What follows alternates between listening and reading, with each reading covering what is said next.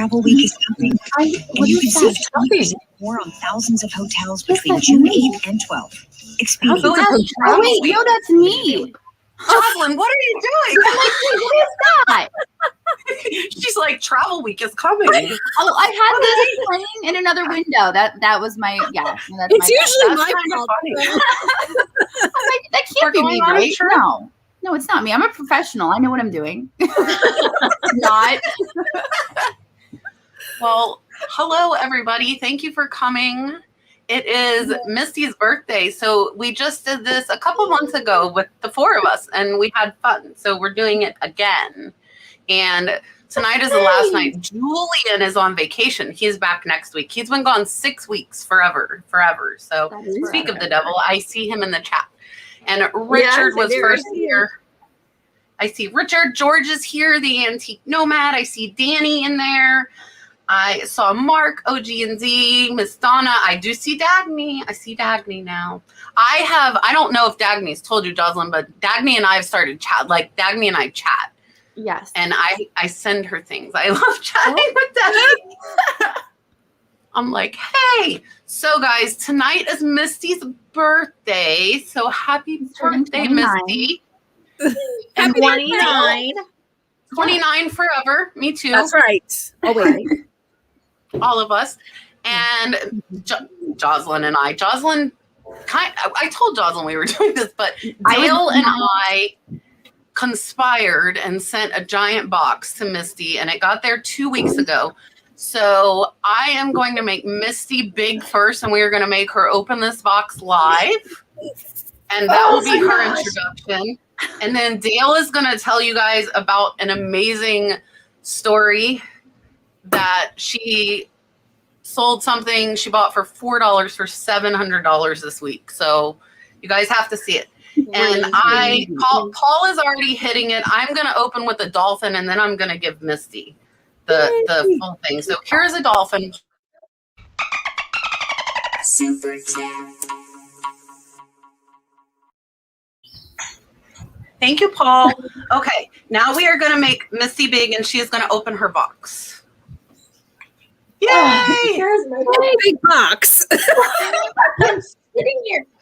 It's been sitting here for 2 weeks, and it's been driving me crazy. Because it said on the top, do not open. It did. It says, do not open until June 1st, 8 through 10 p.m. But my husband opened up the sides to make it a little bit easier for me. Oh, my gosh. It's a little unwieldy. Here it goes. Oh, It still does have air. I was like, I don't know. I don't know if it's going to work. Is it done singing?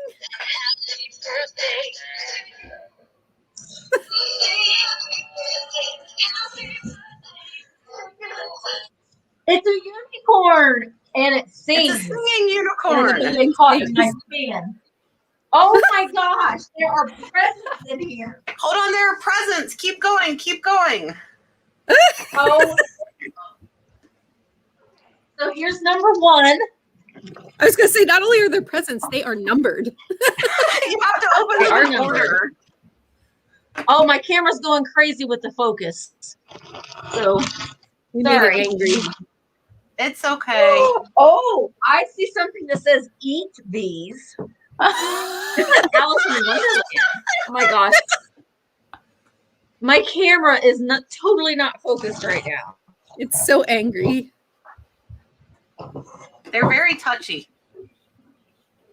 You're moving way too much, it said. Oh, Mark's coming to There, the it's focusing. You're back. You're There back. are cookies with feathers. Oh, how fun. Now the cookies are a little worn for weather, but you know. We I tried. them. That's right. They're still edible. They're still That's edible. right. That must be just how soft they are. Yeah, it is. Yeah, they're like those little Loft House cookies. They're This is good. box number 2. She knows her numbers. Except for number 11. Don't know number 11 very well. Wear these. Oh my gosh. You guys are going to make me dress up. Oh my gosh. I see feathers. Oh my gosh. Oh my gosh. I get to wear a hat. Oh, And it says, it doesn't say let the party begin or let the fun begin. Yeah, but I can't figure out how to put it on the right way because of the angle of this camera. Help me. Help her. No, look. I get to wear a boa. See, it says boa. Boa.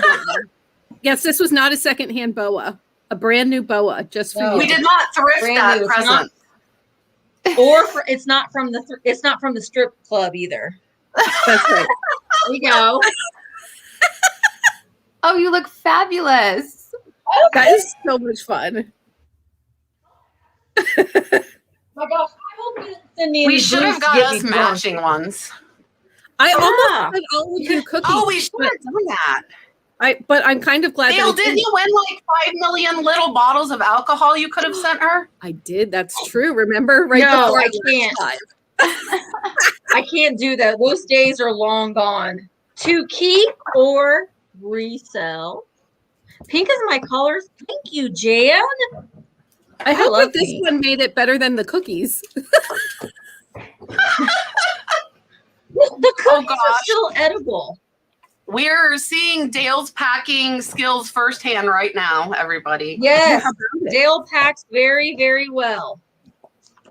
I should have given your husband a heads up. He could have opened the boxes for you. Oh, it's leptin. A little leptin tea and teacup and saucer. It is. It's I like, am a princess tonight, Mark. yeah, you Oh, can have a look. little tea party. Mid-century I'm wasted said you look fancy. cute. Oh, Yay! Yay! Hattie said make cookie shakes. That's a good idea with the mushed cookies. Oh yeah.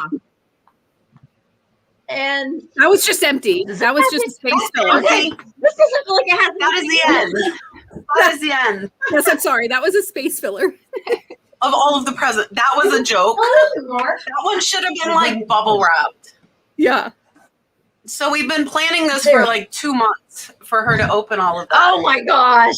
Ever since our last live, we said we have to start planning. Misty's birthday. People are gonna be Yeah. turning in late. They're gonna be like, "Is that like Randy the Macho Man Savage?" Oh my gosh. That's great. Yes. You guys are So, great. Thank you so much. Oh, you're welcome. You are very welcome. Happy birthday again. Oh yes, Doreen, she would have killed us. She would have killed us. I would have killed. I would have. Glad. I would have. The feathers will be picking those up for a while. You will. But they are not confetti. They're not confetti. So we said that to Misty for her birthday. Jocelyn disappeared, but I'm gonna make Dale big because she's back. I thought you were getting your own boa. actually, I don't have. I've got a I whole don't bunch have of them a in the boa. corner. Oh. Dress up. Dress up. We don't want to dress know. up. Oh yes, Troy is very right. Dalton could have made you a box of peanut confetti because he loves to shred. Yes. That's Yes. a great pass. It was so funny. Before I make Dale big, yesterday Brad stepped on bubble wrap and it popped and Dalton like burst out laughing. And he said, "Mama, Daddy stepped on peanuts." I guess he thinks every packing thing is peanuts. He said, "Daddy stepped on Aw. peanuts." I just have to show you that my dog is giving everybody the side eye. She's not Maggie. Oh, Maggie. Are you not amused? Oh my right. gosh, it's so adorable. She's So hysterical. Dale Flippin Fiasco is my co-host for tonight, and she had an amazing sale. I am going to make her big. And everybody's channels are linked below, guys, if you're not subscribed. So Dale is going to tell you about her amazing flip this week. Crazy. Okay, so I went to a yard sale, and I keep saying, like, thank you, Emily Conway and Chris from Cajun Reseller, for talking about plush so much, because I seriously never would have given plush a second look at a yard sale. But this woman had one tarp that was just filled with Build-A-Bear. So I was like, oh, they were in nice condition too. So I bought a few, and then they were priced at $4 a piece. And then she had clothing for the Build-A-Bears at $1 a piece. So I thought, well, I can make money off of that. I'm sure they'll sell for like $15-20 a piece. So but I went back to my car, and I looked on eBay at sold comps and sorted from high to low, trying to remember if I saw any of them that had sold for like crazy amounts. And I saw this pink puppy, Build-A-Bear pink puppy, that had previously sold for $600. And there were some others that had sold, like the beaver, and there's like this candy corn bear, I don't know, that have sold for crazy amounts of money. So I went back, and she had the pink puppy. So I listed it for auction last Sunday, starting at 8 p.m. with a $250 starting price, which is just bananas to me in itself. And like almost immediately, people were messaging me saying, I'll buy it right now for $250. I'll buy it right now for $300. I was like, what? So I said, I'm going to send out offers for $600. And if somebody buys it for that, great. If anybody makes a bid, then it's going to go to bid, and it's a 7-day auction. It ended up selling for $710, which is crazy. I mean, all in with sales tax, and I charged shipping on it. It was like, they were like $770 all in. Crazy. But the best part is, I have another one. She had two of them. I mean, this is all it was. Just a pink patchwork puppy. So this is your bolo of the night. If you see Build-A-Bears, look for the pink patchwork puppy. And I don't know what I'm going to do with this one now. I'm not sure if I should do a second chance offer or let it go to auction again. So I keep telling my dogs, no, you cannot have this puppy. Yes, do not let the puppies chew up the $750 puppy. And I told her, I was like, I would take the $600 it sold for. And then I was watching it, and it went up and up, and it went up early. It did not go up late. It was at $700 with like 2 days left. It was, yeah. So I was like, it's at $700 with like 2 days left. Like, what's going to happen at the end?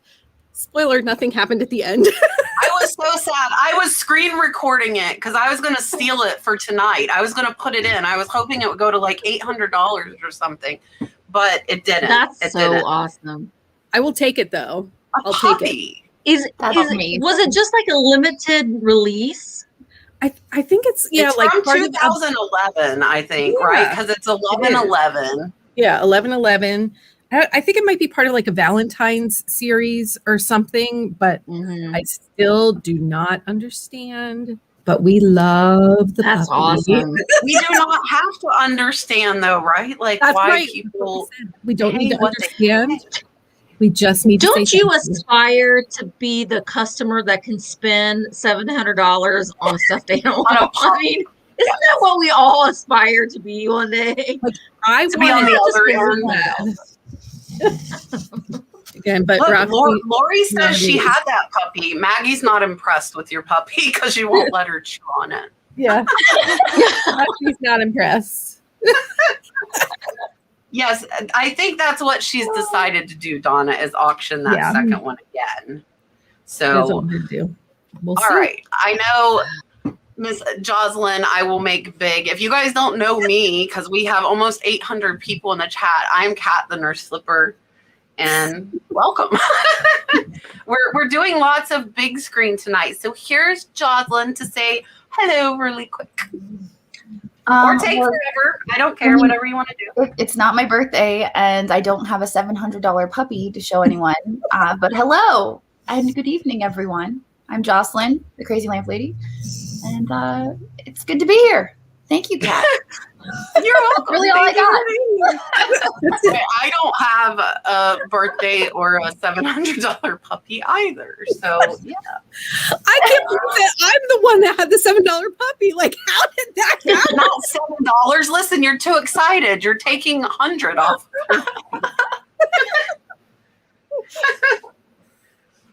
Yes. So what were some of the other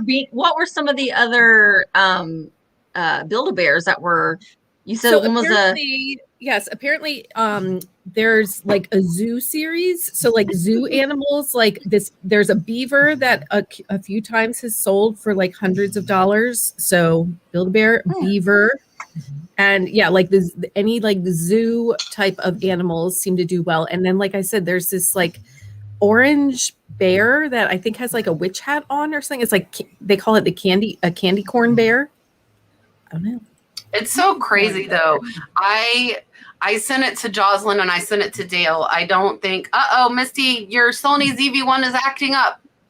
This is why I know, because mine does the same thing. I'm using the same camera Misty is. But I sold plate frames for $100 in an hour yesterday. Plate frames. That is crazy too. Like, the plates weren't worth, most collectors' plates are not worth much at all. There are a few. But I'm like, these frames look really nice. And they had like an inscribed name. And I'm like, let me look this up. Yes, I now, where did it go? The chat's jumping. I will be on the lookout for that pink puppy for sure. I'm sure we all will now. Yeah, I'm gonna look all over the antique malls for that puppy. Right? I don't think you're gonna find the puppy in Adamstown. Troy said to do a 99-cent auction and attract all kinds of people.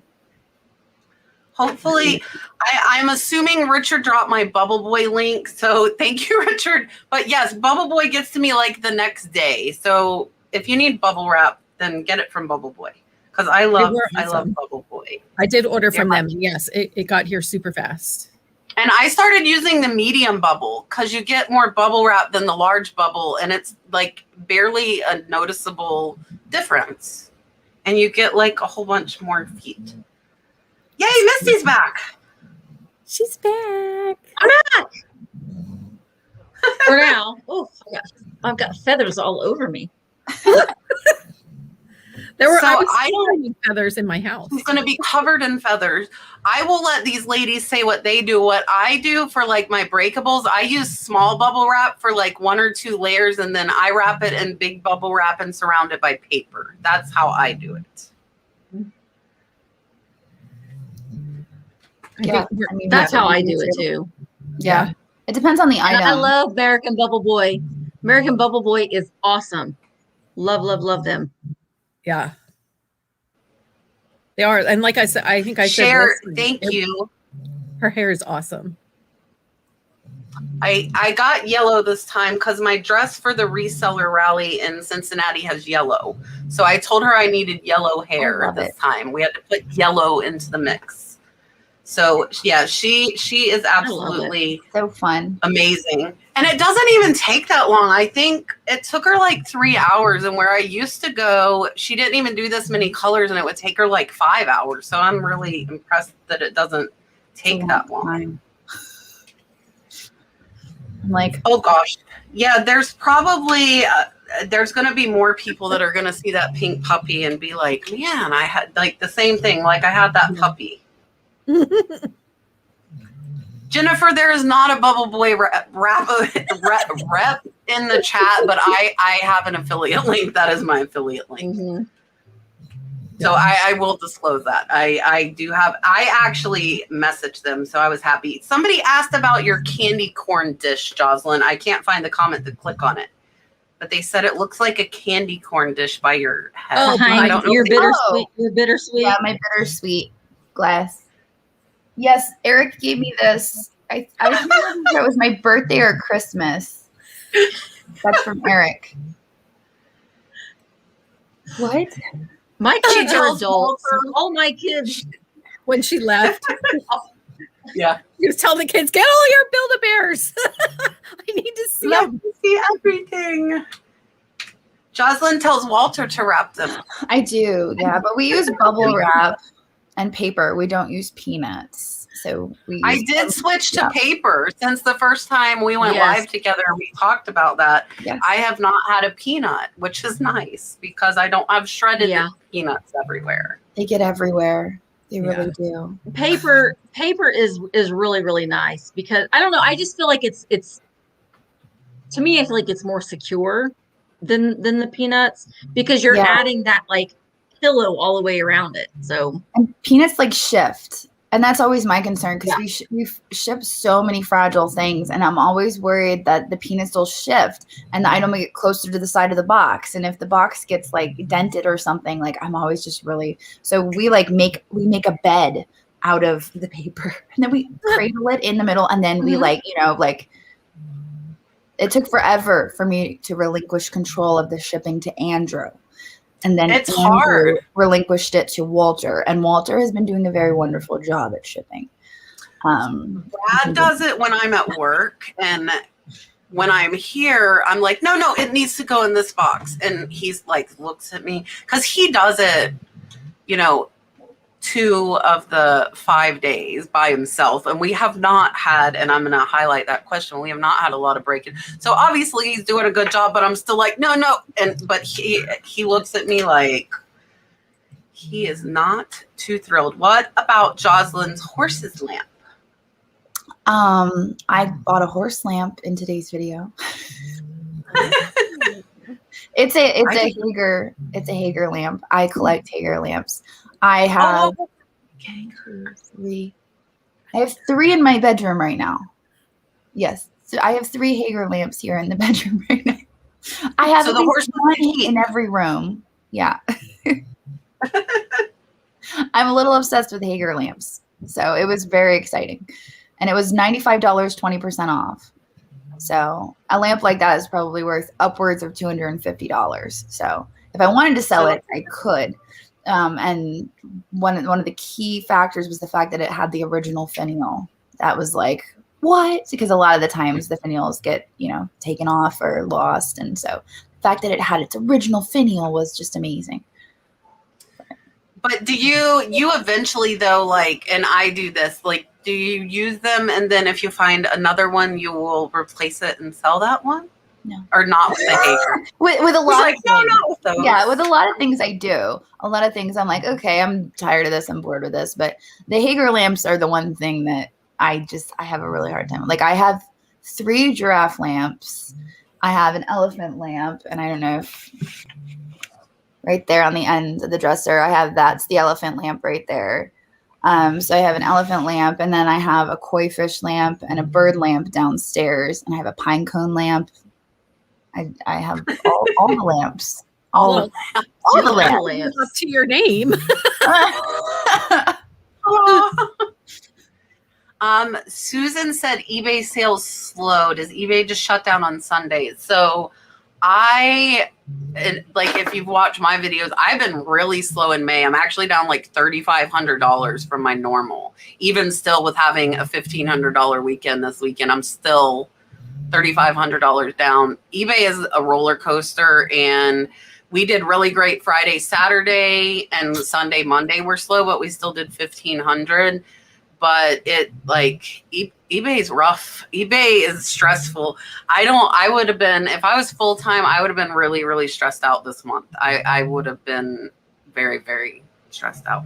So has it been, Jocelyn, when you're doing the auctions, do you notice like that the auction prices go down sometimes from what you would think, or does it just really fluctuate? Yeah, we'll notice a dip in what things sell for. But because we're doing auctions, I mean, everything sells, but we will notice kind of a fluctuation in like, we listed the same vase last month and it sold for more than it sold for this, so we do notice kind of a fluctuation in what things sell for.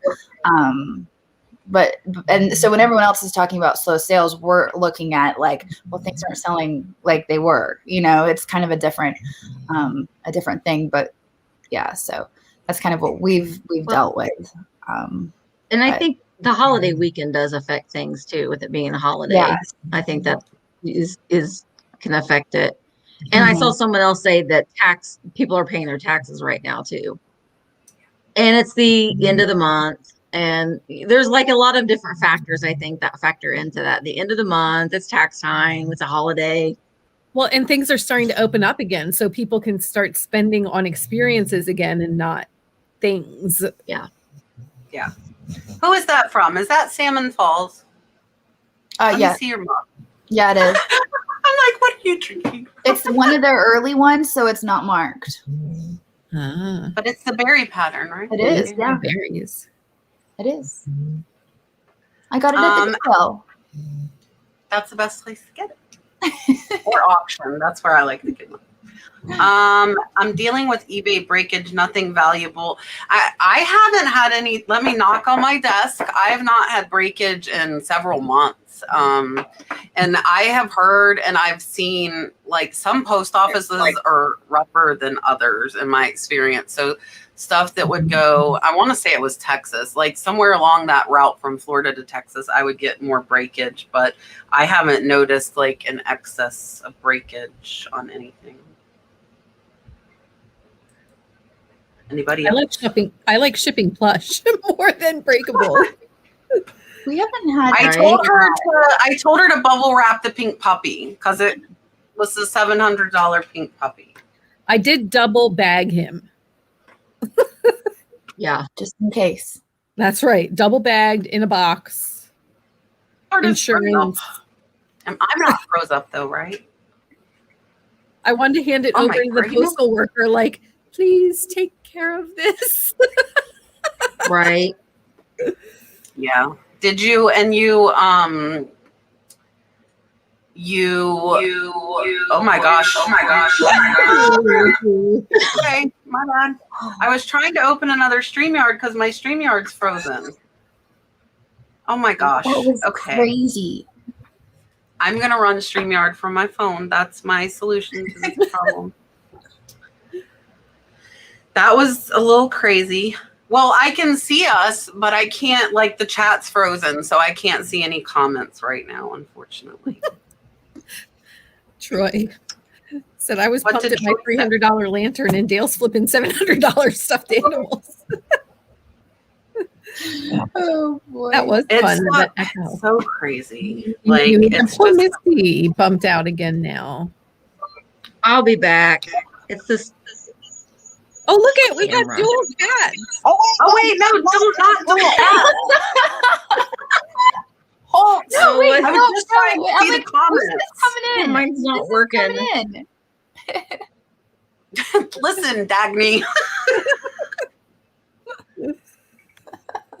Okay, I want to know. I'm going to ask Jocelyn. So tell me, do you use fragile stickers? We do not use fragile stickers, but Walter writes it all over the box. And before the chat explodes with people saying, you shouldn't do that. That makes it a target for the post op, because that's what always happens. Everybody is going to explode and start like debate. We write fragile on the box for insurance purposes, because if something gets broken and we have to file an insurance claim, we can say, look, okay. We wrote fragile on the box. It's right there on the box. We wrote fragile. So we do that because if it does get broken, we have it there for insurance purposes. But and is there a reason that you choose to write it instead of doing stickers? It's just so much work. I mean, like, really, it's probably writing it out is more work. I don't know. It's, Walter prefers to write it. It's more of a personal touch to handwrite it. That's true. That is true. Better than just does he use black or red? Oh, I don't know. I think it depends. If it were me, I would have like a range of markers. He does. He's got both. I know that. So I think some days it just depends on what his mood is, whether he decides to do black or red. It's just a mood thing. Chris, do not ask questions. What is happening? My computer is frozen, but it's still streaming me, but the chat is frozen. So I opened my phone, but when I opened my phone, it like instantly, I guess because it's my account, put my phone into our stream. So there were 5 people here, and 2 of them were the same person. 2 of them were. My dual personality comes out. Misty's working on it. I'm working on it. The kitschy corner, talk Beanie Babies. So I don't know if other people have sold Beanie Babies, but I will tell you, I bought like 200 Beanie Babies, and I would do it again, and everybody says I'm nuts, but I paid like $0.25 each. And from my experience, and I probably stopped searching after about 30 of them, I just listed them all for $9.99 free shipping.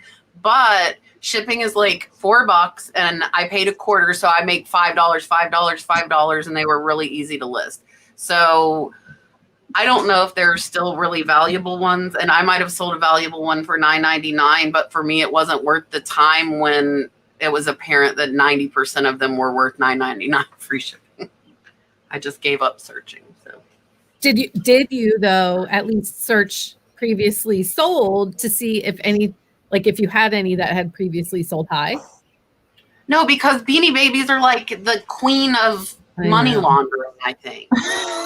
That is well, and honestly, that's what I thought about the Build-A-Bear. I was like, that's like crazy. I'm sure it's not going to sell for that much. That was probably a money laundering thing. Like, but now they'll be looking. We really thought that. Me and there's no way that puppy sold for $600. That's money laundering. Like as soon as it went live, I messaged her. I'm like, oh my God, Kat, this is crazy. But we looked it up on WorthPoint, and the only one on WorthPoint sold for what, $17 or something? Yeah, because you were. I said, so tell me, like, is this? What year was it that it sold for 17?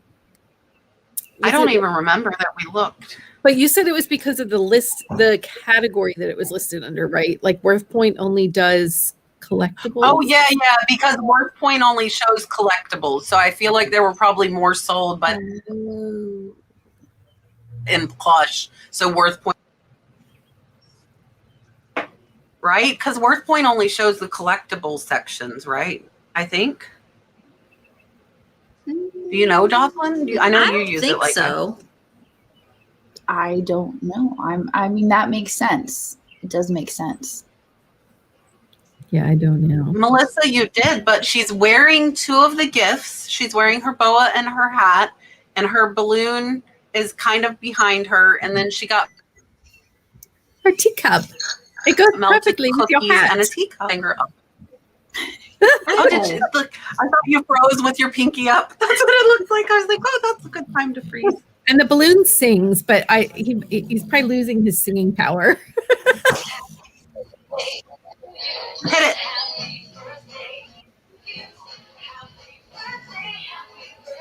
Well, this is fun. I've heard this song a lot of times. From inside of a box. She's like, I I'm had over it next it. to my chair, and the cat would always jump up on it, and every time the cat would jump up on it, it would sing. oh my gosh, that's so funny. At least it still sings. It's halfway out of its air. We were hoping it would hold the air better, but it did not. I told you, I'm like, it's still floating. You're sending her a balloon. You think it's still gonna have air? You're like, it'll be fine. I'm like, oh, okay. Are you okay? So the moment you open the box, I'm like, is it still gonna have air? Like I was like waiting. I was like, Jocelyn's waiting real. too. Michelle Anderson, I tried. It's still floating a little bit. I tried auctions and setting prices. I have no bids. How do you decide what to do? That's a really good question. Is so this is one of the few auctions that I've done, and it was only because I didn't know what it could possibly go for. So I kind of like didn't know how to price it. But generally, I'd say that's rare for me. I mean, Jocelyn has a completely different pricing model, obviously. So she's the outlier here. I'm the weirdo. Yeah. Okay, fine. You said it. You're the weirdo. No. But yeah, I mean, almost everything that I do is just buy it now based on what it typically sells for. But like Dale's puppy is a good example for the general population. Right. There was only one ever sold. It sold super high. There were none available. And so she put it on auction and went to over $700. I have 7 auctions up right now, which is a lot for me. And 2 of them are duck decoys. And the sold range is really big on that, from like $20 up to like $500 or $700. And I paid $25. I got 2 of them and I start them both at $50. So I figure I'll at least double my money. And if I have a $500 one, the market will decide that, not me. And if I get one bid, I'm happy because I double my money. And I have actually a bid on the one I didn't like think would get a bid. And the other one has like 18 watchers. But no bids. So I'm holding out hope for that. And then I bought 2 game systems that didn't work. And I'm like, I don't know what they're worth. And I start them at 99 cents and just said, I just want to recoup my money. So I think you have to have either really popular items or it has to be in demand and you have the only one, because you want something that people will want to fight over. You know, you don't want something that there's a lot of, because then you're going to get 1.99 bid and you're going to be out your money. Absolutely. Yeah. I agree with everything that Kat said. One of the reasons, I mean, like, I see a lot of people who see what we do and that we're able to run auctions and make them work for us, and they try to emulate that, and it won't work for everyone. You know, we're able to make it work because of what we do and because of the following that we have, and because we've got 35,000 followers, people following us on eBay, watching. So every night they get a notification, these new things were listed, and so they can go and see, and they've come to expect that we do auctions, and we start everything at $4. And so we've built a reputation on $4 auctions, and so people know $4 auctions. But if you are going to do auctions, like Kat said, you should definitely start your items at the least amount you are willing to take on it. But, you know, back before Crazy Lamp Lady, if I was to put something into auction, it would be something that I knew was going to be like odd or desirable, or, you know, there had to be a reason that I was putting it to auction. Otherwise, I'd just put a price on it. Yeah. I agree with all of that as well. I have not been, my eBay store is very, very sad. I have not listed anything on eBay for a very, very long time. I've hired my daughter, who's home from college now, and she's going to start making drafts for me so I can get some more things listed. I do live sales on YouTube, and that's pretty much all I have time for. Selling things through my videos and selling things through the live sales. Which is a beautiful thing in itself, because then you're not photographing and researching. It is. I mean, and the same thing kind of goes for that, because I'll do an offer up, which is essentially like an auction. And sometimes you with those things, it's still kind of very similar. You still want to sell it. You want to start it for what you're willing to sell it for. Sometimes it goes for more than what you think, and sometimes it doesn't. So it's still sometimes a gamble. Doing it that way too. I mean, Jocelyn, at what point did you, and I don't think we've ever talked about this, at what point did you start like doing the auctions? Like, how big of a following did you have before you started doing the auctions? That's a good question. I think it was about the time we switched from Etsy to eBay, and the reason behind us moving to auctions was not because, let's try this business model. It was because when we were on Etsy, we would list items at Buy It Now, and I'd sit down and I'd do 10 items. And by the time I was done listing 10 items, they'd be gone. They'd sell. And for the next few days, I'd get messages from people, do you still have that? Did you sell that? My grandma had one of these, or, you know, like all these sentimental stories about these items that I'd picked up, and I'm sorry, it already sold. It's already gone, you know? So the reason we started doing auctions was because I wanted that item to sit there for long enough for people to see it and to make it available to people. Like I didn't want it to just be gone like that. So that's kind of why we started doing auctions. And when I first started doing auctions, it wasn't $4. I did 4, 8, 16. I did everything like at increments of 4. Of course. I don't even know how I decided that, but it was like everything wasn't $4. And depending on the item and depending on how much I valued, I would do increments of 4. But like I would say, oh well, I think this is worth 36. I want 36, so I started at 36. But I wasn't confident enough to say I can start this at $4 and I'll get $500 for it. Whereas now I'm pretty good if I know an item is like $400, I'll start it at $4. Still makes me really nervous, but I'll start it at $4 and I'll be like, all right, let's see what happens. And now Eric and Andrew, on the other hand, they're like, oh, don't do that, don't do it. And we talked about that a little bit last night. But it was not like, it was just, I wanted those items to be available. And so that ties back to what I do and, the videos and the following. And so that I kind of relied on the auction format because of that, not because I just thought this is a great business model. Let's give it a shot. Let's just do it. Because the demand was there, basically. You saw the demand when everything was selling so fast. So we've adapted around the auction business model, I guess. That's what we've done. That's a cool story, though. I do see the 2 super chats from Alice and Shawnessa. We will answer Kitschy Corner real quick, and then I will give you guys a dolphin, and we will.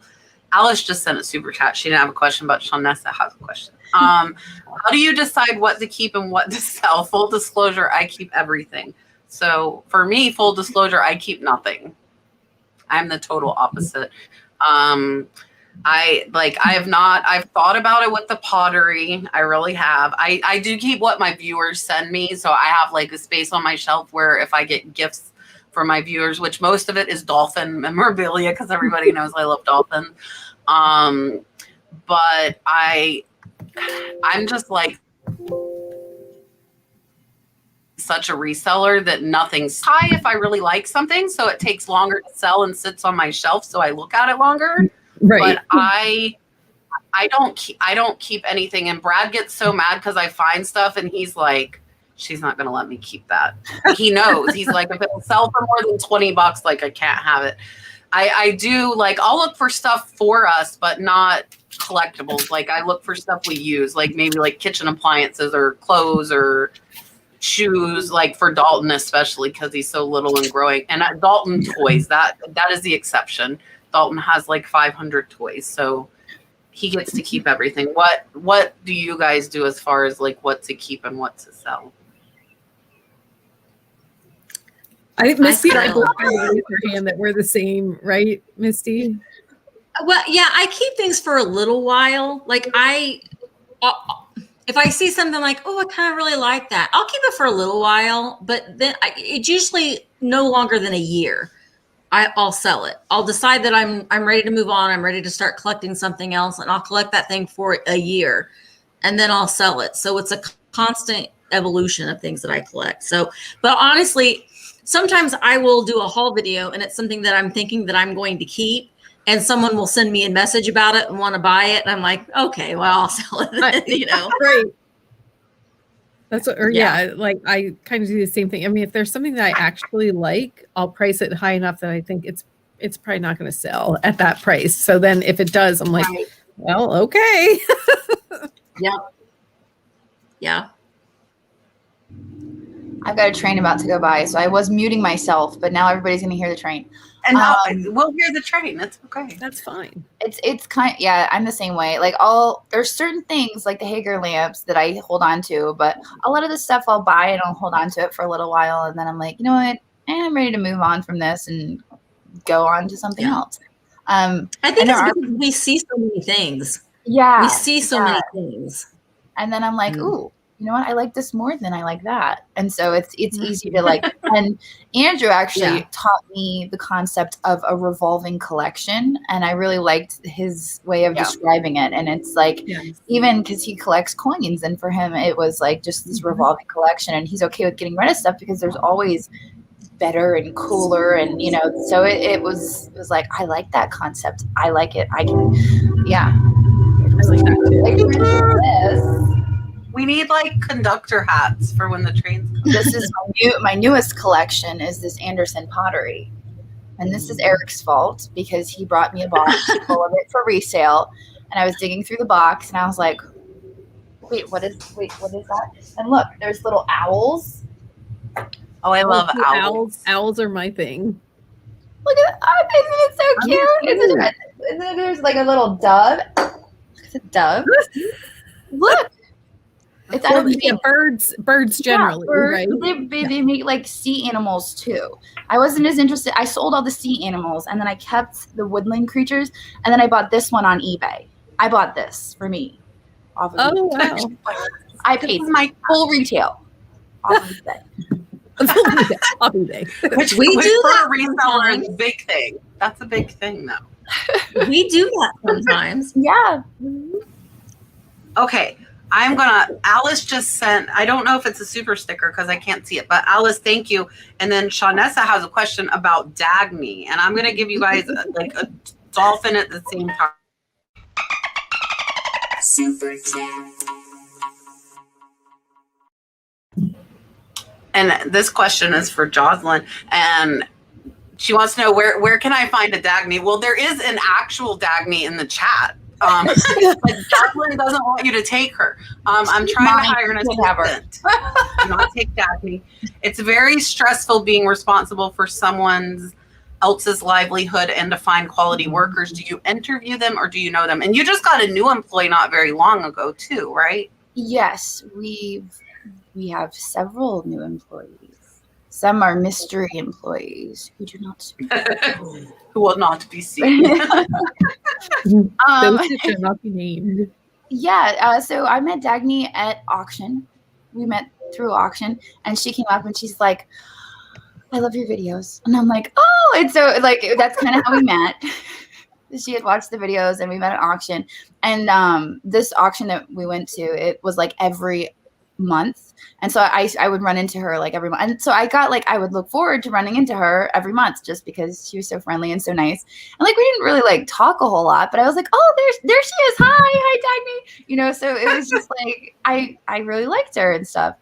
And then, so we kind of got to know each other, and she had reached out to us about selling some stuff. And I was like at the time we were looking for someone else to help us list. And I was like, Andrew, you should ask her if she's interested in listing or maybe working for us. So he asked, and she was like, yes, of course. So she came to help us out with listings and stuff. And so that is how we got our Dagny. And occasionally we get Dagmar, but that's okay too. Dagny is the nicer one.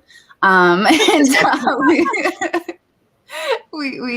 so that's how Dagny. And then Dina, we have Dina, and she helps us list as well. And she, on the other hand, we did not know Dina, but she applied through Facebook when we put out like a looking for listers, and she spoke with Andrew on the phone. And he's like, I think she's going to be a good fit. And sure enough, she's an amazing fit. And we're all just like a big happy family. And of course, we have other employees too. But I mean, that's just two ends of the spectrum is like, yes, we kind of knew Dagny, and then Dina, who we didn't know. And we've got Angela working with us now. And Angela's husband is Dave, who's at the flea market. So we knew Angela. But it's just, it's great. I mean, it is a little bit scary being responsible for other people's livelihoods, and that was the other part of the question. It is a little bit scary. It's a little bit of there's a lot of pressure. Like, oh gosh, yes, there is definitely pressure that comes with that. But how much of a response did you get to your Facebook posting looking for help? It wasn't a huge, like, I was a little nervous to put it out, honestly, because I was like, oh my gosh, this is going to be like 7 million Out of responses. the woodwork. Yeah. It wasn't a crazy response. And so it was like, oh, okay, this is manageable. It wasn't a crazy response. And we still weren't like entirely sure that we were ready to hire someone. So we put it out there, and then like we kind of backed off on it. Like, so it just sat out there for a while. And then finally got to the point where we were like, no, we really need to do this. And so then we went in, and it was like half the people had already gotten like jobs. So it was like, yeah, but yeah. So it's fun. We're all a big family, and it's fun. Yeah. Yeah, and I just hired my niece. My mom has been working for me because my mom is 71 and say, I'm looking for a job. And that like hurt my soul to hear my 71-year-old mother say she needed a job. I unfortunately cannot afford to just give her money. I wish I could, because I would. So I started with my mom doing listings for me, and her pictures were horrible. There's no other way to say it. She just did not get it. And so we evolved to now my mom does all my cross posting for me. So my mom comes 3 days a week, and my mom cross posts my eBay listings to Facebook, Mercari, and Poshmark. And she's almost caught up with me, so I'm going to have to figure out something else. But she also, like Mondays, we typically ship out like 30 to 50 packages, and she'll watch Dalton for me too. And then my mom came to me and said, I really don't want to lose my income. This was 2 weeks ago. I really don't want to lose my income, but Skylar lost her job. And I'm like, and especially with sales down right now, I know I'm down $3,000 for the month. And I'm like, okay, but I have a shed full of a death pile, right? So I have all of this money sitting here. And I'm like, okay, tell her we'll try. And I tried to hire somebody. I had 4 people come that I trained like a whole day, and they never came back. Like, they didn't even message me. And I mean, one thing is it's repetitive. I think it can get boring if you're doing the same type of thing. And the other, and I wanted to pay per listing. My niece, I'm paying per hour. And actually, I'm getting a better deal because she has done amazing. She, like today, she did 35 listings in 4 hours. So that's almost 10 listings an hour. And she had never been on eBay before. And I learned like she's younger. So it wasn't like my mom at 71. And I was like, she's picking up so fast. And Brad's like, she's not 71 trying to learn. Yeah, she's 22. And she had never even opened eBay, which to me was crazy. She had never even seen eBay. And she picked up very fast. So that's family. So for me, I would rather family, and it's hard, like, for me, like, the trust thing, too, because, like, we have thousands and thousands of dollars here, and if I bring somebody in that I don't know, they're coming in and seeing everything I have, and, like, the trust. So I get the trust thing, but I think it's hard, like, Jocelyn said, the Facebook ad, which is what I tried when I totally, like, failed out at trying to find someone. I posted on Facebook, and it didn't work here. But that, like, as far as trying to find someone, I would first think of like people that might be willing to help you do it. And then if not, you could try Facebook, and it might work. It worked for Jocelyn, but I will tell you, it did not work for me. I tried. I'm so part-time that I'll never need help. I'm the itty bitty. I represent the itty bitty little part-time resellers here. You never know. You might get. You never know. Well, you might get a ton of Build-A-Bear plushes, and you might be like, I need help listing these. I need help listing. She will be the Build-A-Bear seller. My husband did say, like, are we opening a Build-A-Bear store now? Because I saw that the woman from the yard sale posted on Facebook Marketplace that she had 22 plush left Build-A-Bears. And so I said, I'll take them all. So I came home with this big giant trash bag of 22 Build-A-Bears. They're not going to be $700 plush, but they'll probably sell for like 25 a piece, and they were $4. So Yeah. $20 adds up. that's right. What coffee? I don't drink coffee. What coffee do you guys drink? I love Pete's coffee. I don't drink hot coffee. I drink frappuccinos, which I know is a laugh. People don't think that's coffee, but it's coffee to me. I don't drink hot coffee. Well, Andrew is just very basic when it comes to coffee, and he likes Folgers. But when Good to Andrew the last goes drop. away, when he goes like, I hear that commercial in my head now. well, whenever he goes away, I make Moondoggy coffee. Because our friend, because I've talked about it before, our friend who does the Basset Hound rescues, they own a coffee shop and they do their own coffee roasting. And so they have all these like amazing flavors of coffee. And so every time I see her, she gives me all this coffee. And so whenever he goes away, I like get into all the coffee and I make different coffees. I'm like, oh, okay, no Folgers this weekend. Yeah, right. Yeah, I just have my Keurig, but I love the Pete's. P-E-E, I think it's P-E-E-T-S. It's just like a little stronger than the, like the I store think I've had brand. that one before.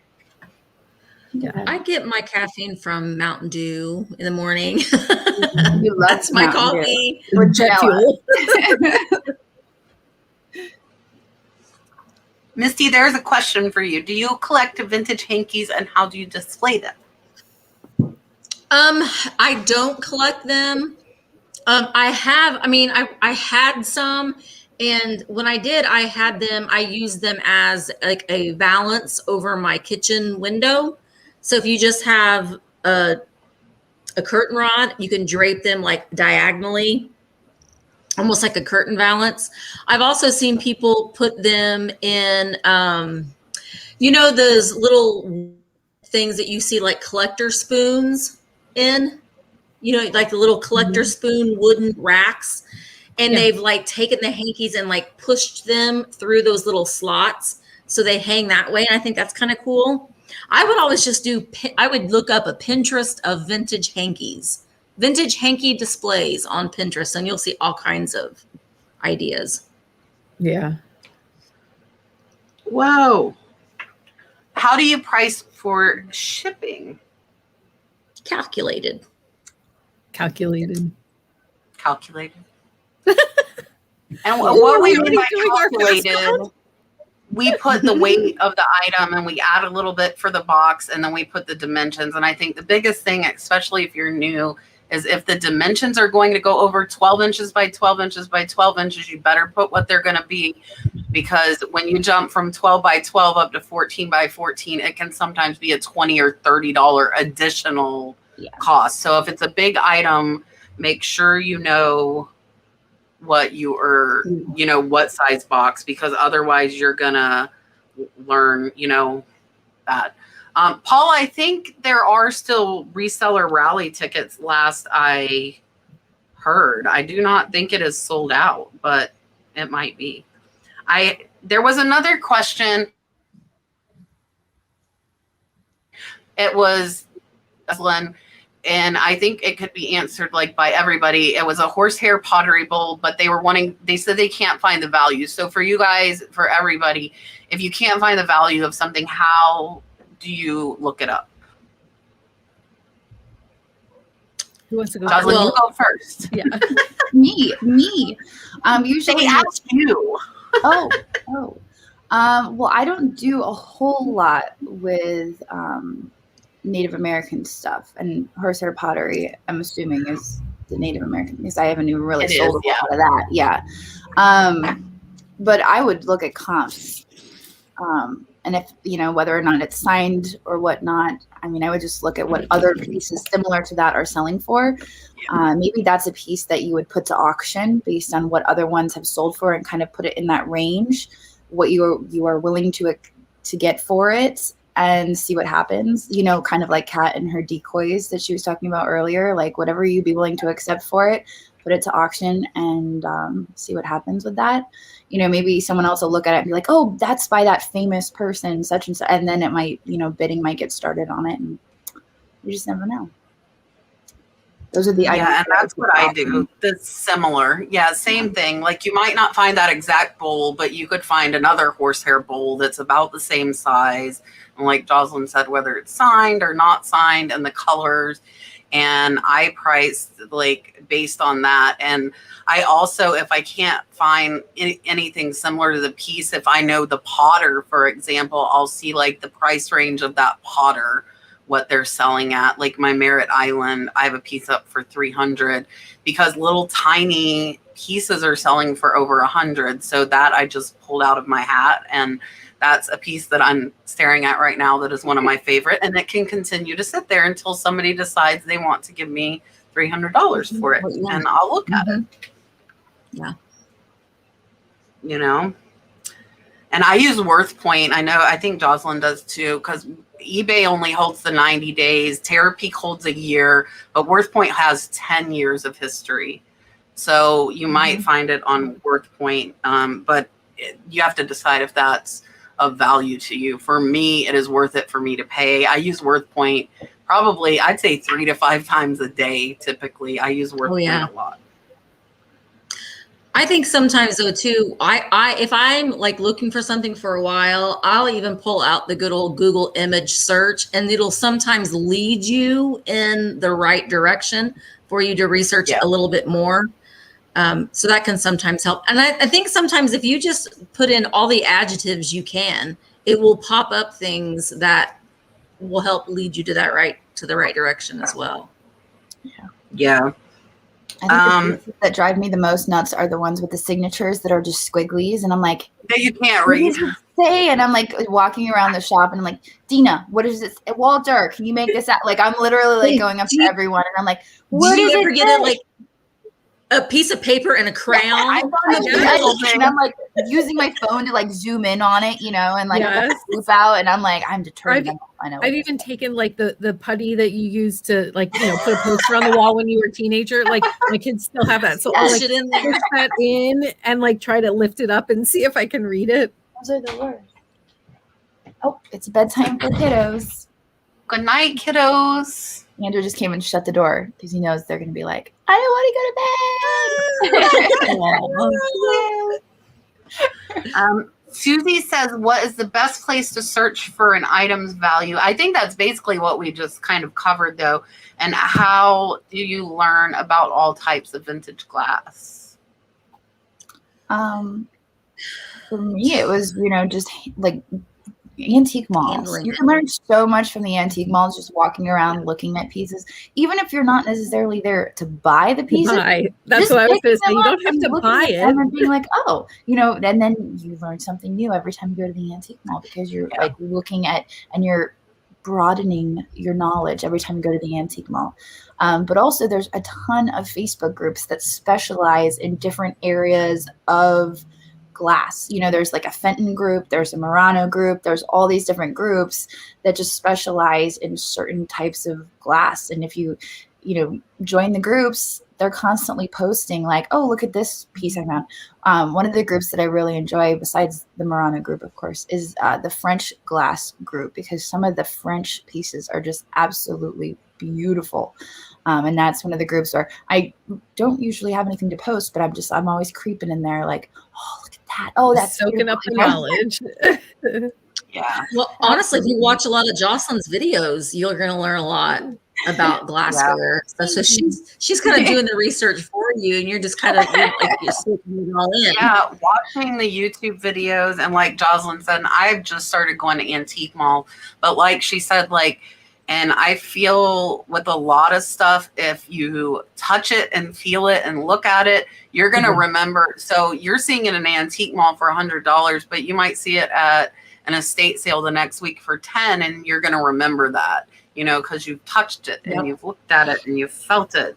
And you can just go there and learn. Like they put the names on a lot of that, so you learn the names. And videos are always, you know, of course, we're all YouTubers on here. So we're like, YouTube is a great resource, a free resource for you to, use and watch. And then you could be like, oh, well, I saw Jocelyn pick that up last week and it sold. And now she's doing her what sold videos. So you can see what stuff sold for.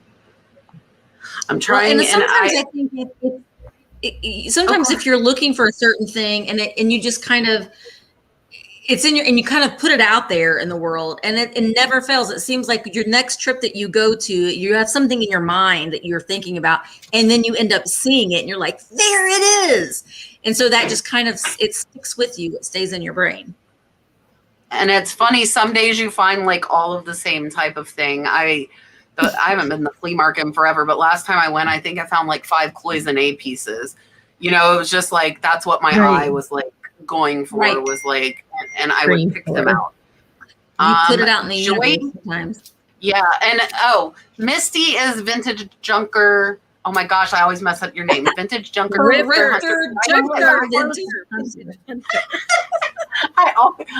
always mess it up. So that is your birthday with the boa. The boa. Yes, my birthday. Joy has a good question. Been thrifting for a year now, but trying to come up with a name. How did you come up with your business name? Oh boy. Let's have the birthday girl go first. Honestly, I just sat down and was thinking, and then I liked words that rhyme, and I was just thinking, what rhymes with? Well, and that's it. And you kind of have to think about it too, because if you're wanting if you're doing YouTube or any kind of social media, whatever, kind of think about what's going to be used in the search a little bit too. So if someone's typing in thrifting or thrifter, then Thrifter, Junker, Vintage Hunter might pop in there a little bit. So I think if you think about that, what is your brand a little bit, and just kind of having it, like if you're a reseller and you're selling vintage and antiques and your name is, I don't know, I love cats. Yeah. Then it's going to be harder for your customers to remember. That's true. Jocelyn, do we need to venture a guess? She's been asked this question so many times. Brandon, who edits my Facebook sold videos, he invented the Crazy Lamp Lady name. We were just brainstorming of a name for my thrifting channel because I was looking for something to do in the cold months when I couldn't metal detect. And he was like, Crazy Lamp Lady. And I was like, I kind of like that. It's got a ring to it. And so that was his idea. And actually he was just out last week to come and visit us. So he filmed a new intro for my channel. And so I'm really excited about that. He sent me like something today. So pretty soon there's going to be a new intro. I'm really excited. Everybody wants a Dagny, and now we all want a Brandon. Yeah, how about it? Oh, we need a Walter too. I need a Walter. And a Walter. Yeah.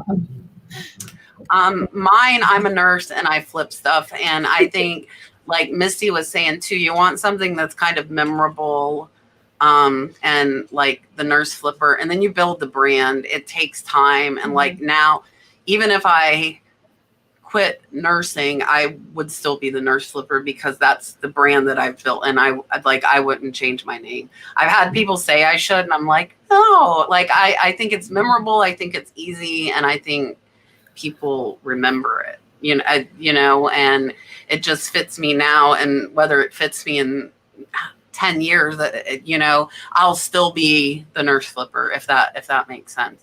Yeah. Dale tell us. Dale just did a name change. I did just do a name change. So I started out with my initials DLJ, and then from PA, because I'm from Pennsylvania. And I thought that it was, real catchy, like DLJ from PA. But but then I had friends like Kat saying, and Troy and Emily, they would tease me and say, oh, I saw it as from Pa. So they would always say, hey, from Pa, which is cool. I mean, I love that, but it did make me think that I think it's time for a change, and I need to think of something catchier. And so actually I have to thank Kat and thank Jocelyn too, because I know that Kat like ran my She name. said it, and I'm like, I like that one. That gets my vote. I had a few, like I was just brainstorming and just throwing words on a paper and I like alliteration. So came up with the Flippin Fiasco. Yes. And it was Kat and Jocelyn approved. So I went with it. It sounds, it's rememberable. It's memorable. Like Flippin Fiasco and like Dale and her Monday morning coffee talk and bouncing. I said, like, I am a Flippin Fiasco. So it just works. And I saw a super chat down there. I'm going to answer this, then I'll grab it. Guys, we have over 1,000 in chat. So I promise I'm doing my best to keep up with chat. If I miss a question, put it again, and hopefully I will see it the second time. Amy wants to know, how do we find estate sales or yard sales, etc.? So yard sales, I do usually go on Craigslist and look at the yard sale category. Like you go to for sale and then garage sales, I think is what it's called. I'll also just do like a search for yard sales in your area and like different sites pop up. So I think that was actually how I found the $700 puppy. The $700 puppy yard sale was doing that. And I think it came up like, I don't know, some yard sale search site. But they were having a community yard sale, but this person in particular had posted. So I actually had her address in my GPS taking me to the neighborhood. So. And I rarely go out yard sailing. I just don't have time. I used to use, what was the app? Yard Sale Treasure Map. But now Yard Sale Treasure Map, lost its contract with Craigslist, so you could look on Craigslist or Marketplace. And estate sales, I get emails from like estatesales.net. There are several like mailing lists you can sign up for that they'll mail you when there's an estate sale in your area. But again, I'm 90% I source from online auctions. So, and I have like 5 different sites that I use. I'm trying not to source right now. I have a shed full. Back when I was doing yard sales, I was doing Craigslist. Yeah. Yeah. We don't have estate sales in our area. We have estate auctions. So I usually use Auction Zip, where you can type in the zip code and you can find live auctions and online auctions. And then for yard sales, we have a local community page that people post their yard sales on. And so I usually like a word of mouth. I use a word of mouth one. There's one here locally. Mm-hmm. And like Dale said, I'll search for like yard sale or, like garage sale or whatever. Tiffany, I'm going to give you your dolphin and then we will answer your super chat. So she says she has an antique Rembrandt lamp that she got for $4. There's a little damage on the bottom and somewhat shows its age. Do you think it's worth listing? Is it brass? I mean, that would be my question. Is it solid brass? Like, it depends on the lamp. But for like $4, I think that it would be worth listing. I only paid $4 for it. Do I hear a horn again? What's the train again? Oh, wait, first class. I cursed it. I made him honk louder. $4. I think like you can't really lose on a $4. But part of the reason I don't buy as many lamps as I used to is because they cost so much to ship. And a lot of the old Rembrandt lamps are solid brass. And so they weigh like 8 to 12 pounds usually when they're solid brass. So there is a cost to shipping, and usually I try to factor that in when I'm looking at lamps. So that's something to keep in mind. So I think you could probably still make money on it, but it depends on if the damage is oxidation, is it rust? I guess I would have to see it. I would have to see it. But just make sure that you cover your bases in shipping. Yes. Make sure you cover your bases in shipping, and make sure if you do list it that you show all of the damage and everything. Yeah, and I was gonna say, like, I just sold a Salvatore Italy porcelain figure that I got in a lot, and it sucks. I looked it up and I was so excited because it was worth like $150, and her head had been completely broken off. And I mean, like, and it was not glued back on properly. I listed it, but I sold it for $14. But, you know, I got something for it, but had it not been broken, I would have gotten $150 to $200. So I think the big thing with listing damaged items is if they're rare enough, like those figurines weren't super common, then somebody might still want it, and just take into account with your pricing the damage on an item. And I wouldn't, like, I never would have picked that up if I were thrifting or garage sailing. It just, I happened to have it because it was in a box lot. And so I was like, okay, well, if I can get, you know, $15 for it, that's better than just throwing away. This was a $200 figurine, you know? So I still list damaged stuff if I get it in lots. I do not, 9 times out of 10, I don't pick it up. If I'm, you know, looking at it in person and touching it, I'm not going to pick it up if it has damage, though.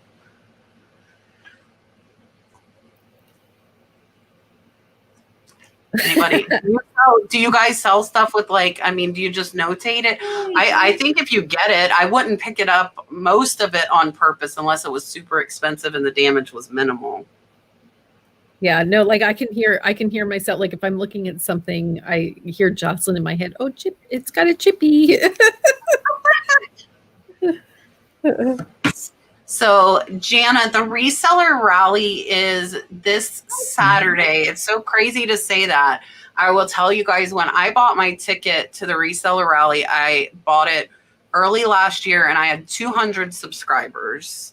And I was like, oh, I can go and grow my channel and meet all of these people. And then it got postponed, and now it is this Saturday. And it's basically, it's for resellers. There are a lot of YouTubers. You don't have to be a YouTuber to go. There were 200 tickets originally, and it's on a boat on the Ohio River. And it's going to be like a 3 or 4 hour boat cruise, and I think a 3-course meal and drinks.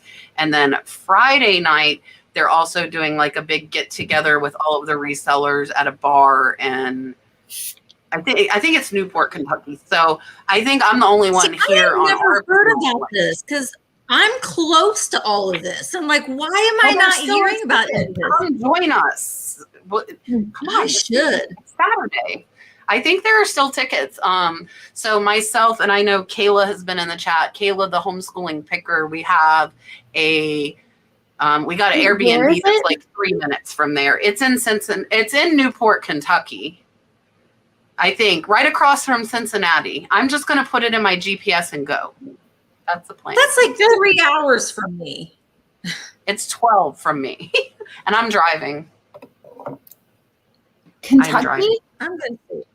Yeah, Newport, Kentucky. Where did you say it was? Newport, Kentucky. I think, yes. That's not close to us, Jocelyn. It's not. Jocelyn, look, I have to show you. Do you see it? Did you see my message? Hold your phone up. Look at your phone and look at my phone. We have the same OtterBox colors. But mine has the apple on it. I know, but mine's an Android, but we can have the same colors and be a little different. I was like, that's my case. It's 2 hours and 31 minutes. 7 hours and 30 minutes for me. Yeah. It's a day trip. I thought you were going metal detecting. I'm not anymore. Well, come on then. It's 2 hours and 30 minutes. 2 hours and 30 minutes from me. It would be very spontaneous. I would have to think about it. Okay, well, and I would have give to you your Airbnb address if you want to just show up. We have a couch. I wouldn't want to go. 7 hours is a long time.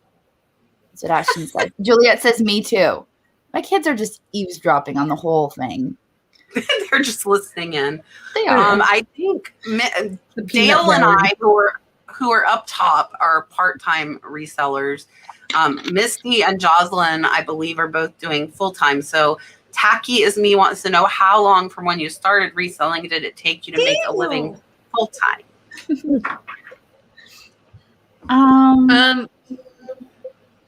Birthday. I've been selling on YouTube, or not YouTube. I've been selling on eBay for since like 2002. I mean, a long time ago, but part-time, just here and there.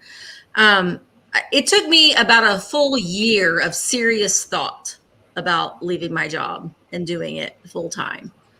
But I sold everything. I was selling clothing. I was selling everything because I needed to justify. But antiques and vintage is where my heart is. And so that's just what I shifted gears to. Maggie's up close. I see her. I know, Okay. yeah. Now my big dog is trying to get in on the action. For me, if you watch some of my early videos, I only do this part-time. This is not a full-time job for me. I only do this I'm only a part-time reseller. Those are some of my early videos. And then it just quit creeping. What are you doing?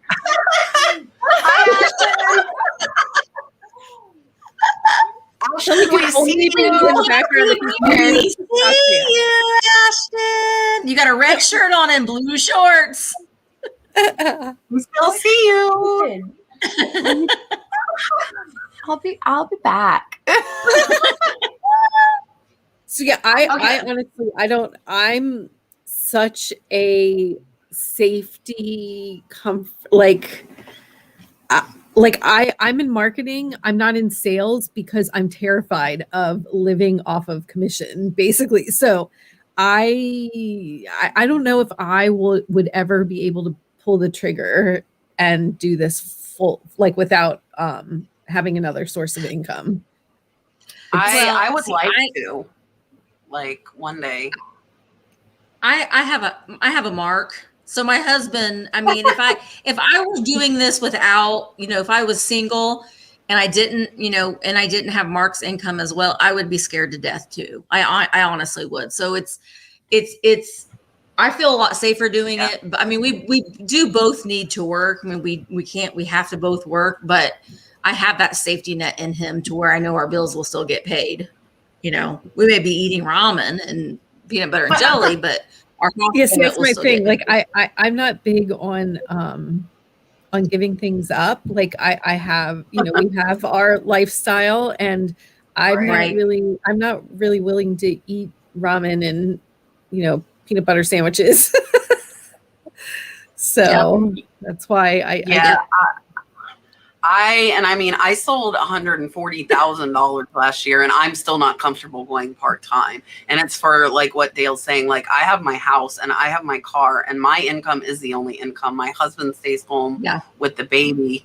Right. And so eBay is my second job, and I would love it if he, one day goes out and I felt comfortable enough to be able to do it, because I love reselling, and I sold a lot, but I didn't pay myself a lot. I think I only paid myself $5,000 last year, because I've reinvested it, but with the idea in mind of building it up to at least be able to go part-time nursing and do reselling more, because it's like a treasure hunt. It's all, you never know what you're going to find.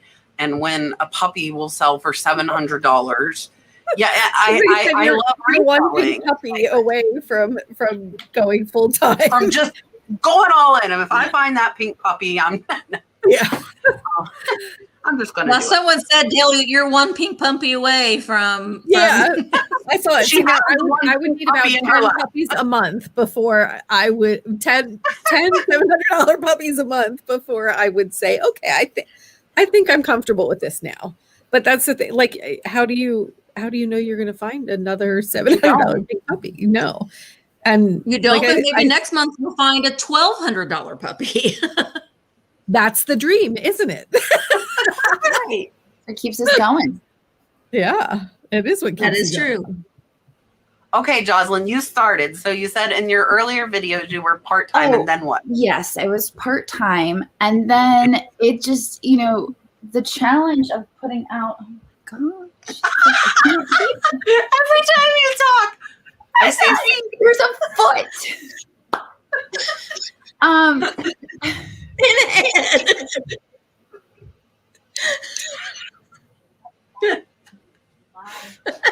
He's being so sneaky.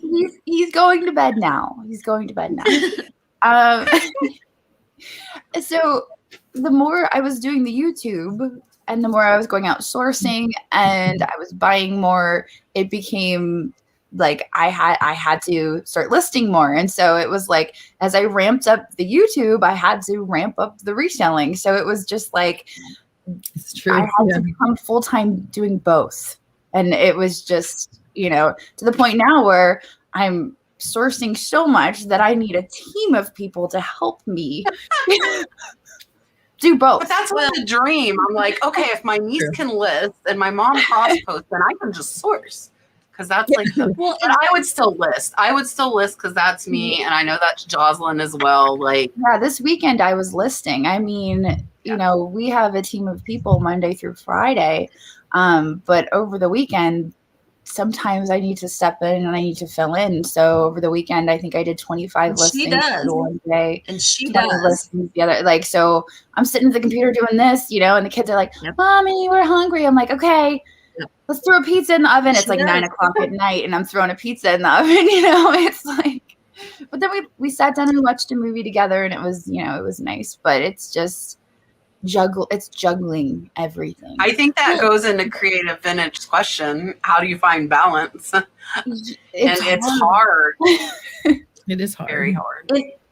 It is hard though too, because when you make content, you make videos, you make shop with me videos, you make that content that people are wanting to see. They're wanting to see you go out and basically they're wanting to see you what you're buying and you're spending money.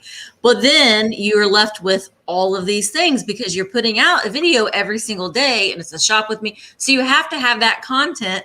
And I was just thinking the other day, I was like, I need to just say, I'm not going to go shopping at all this month and sell the things that I have. Well, I can't do that. I can't do that because I have to make videos of myself shopping. So, yeah. I luckily have not got into that. Yeah, and I've been trying to encourage you. I'm like, Kat, go out, go shopping, do shop with me. And you're like, she is. Okay. I know, I will, but I have to. I've gotten through one shelf of 4, so I'm 25% of the way through. Maybe when I get 50%, but Kayla and I are going to go like yard sailing all day Friday in Kentucky and to Cincinnati, and so I will record when I go. And I had a GoPro, and I am not a GoPro person. I am not small, and wearing a backpack that was black did not agree with me. So I still have a brand new GoPro sitting on my desk that I am not going to use. So I bought the ZV-1, and I told Kayla, like, I'm bold. I will just carry that camera up in there like I'm famous and should be doing the filming. And if they ask, I'll tell them what I'm doing. So Kayla's like, oh gosh, because she hides her GoPro on like her purse. Me. I'm more like, and I'm like, here I am with my camera. What do you have? Like, well, the thing of it is, when you're filming and you're putting out content, then that's your job. And so I don't have a problem with it anymore. I used to be very shy at first, but now when I go in and I ask if I can film, and a lot of times they're like, okay, they're just like, sure. Yeah. But you're going in there because this is what you do for a living. This is your job. And so if you look at it through that lens, it's a job just like anybody else's job. It's a little unconventional, but it's part of it. But I think that we talked about it last time, that the permission thing is huge. Like, if you haven't asked permission, that's why you're trying to like sneaky film, and that's stressful. But if you just ask, hey, do I have your permission? Then you're not sneaking around. And at the garage sales, it's just like I don't really like get people. I'm more like, down, here's the stuff. You might see people's feet, and I will show like Dalton and Brad, and of course Kayla is not going to be free of my camera when we are together.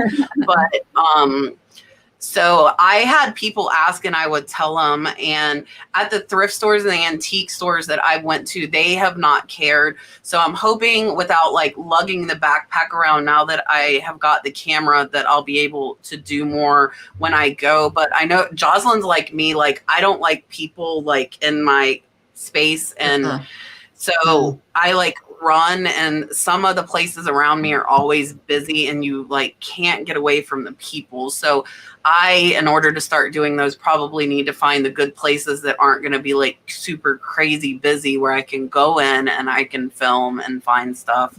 And yeah, antique malls are great for that. Yeah.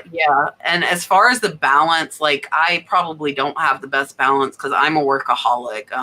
I am just like go. Like, yeah, I think Jocelyn and I think that's a lot of why we get along real well. Jocelyn and I are very similar. This one too. Not me. Yeah. Dale's like, I have a hard time not working. Well, it's really hard when you love what you do so much. Yeah. Like you're working a job that you feel like you don't need to take a vacation from. You need to take mental health day every once in a while, but it's good to have people that you can kind of vent to that understand that what you're going through. So I think that's important. But I love what I do, and I don't want to stop doing it. Right. And like Jocelyn brings the kids to the shop. I have Dalton with me probably 75% of the time. Like he's with me packing. He's with me pulling orders. He helps me put away stuff. He demands to go to the big shed every morning that he wakes up. He is obsessed with the shed more than I am. And so like I'm spending time with him working. And like yesterday we were packing a ton of orders, and he's like learning the numbers. He say it and he's like 3, 7, 9. He wasn't saying the right numbers yet, but you know, like you can teach him. So it's kind of like doing both at the same time. I'm working plus I'm spending time with him. And I think that's, you know, if you're a workaholic like we are, I think you have to kind of integrate a lot of the kid time into like work time. If that makes sense. Well, I have adult children, so that does help a lot. My children are grown. And so it does. If I had little ones, it would be a lot harder. Definitely.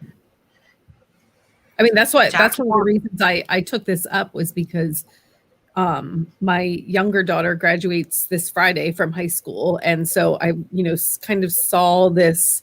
My older one was going off to college, and like I started to see, because she was the one that kept us busy with travel sports, and we were all over the place every weekend, different tournament, every weekend, all over the country. And once that stopped, I was like, oh, I have all this time.